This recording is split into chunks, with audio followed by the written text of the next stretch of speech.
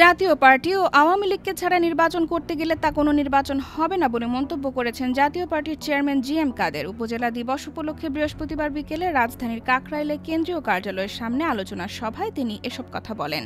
GM. কাদের বলেন, আওয়ামী লীগ ও জাতীয় পার্টিকে বাদ দেওয়া হয়েছে মাত্র ৩% লোক নিয়ে অন্তর্বর্তী সরকার নির্বাচন করতে চাচ্ছে। এ অবস্থায় নির্বাচন করতে গেলে তা কোনো নির্বাচন হবে না।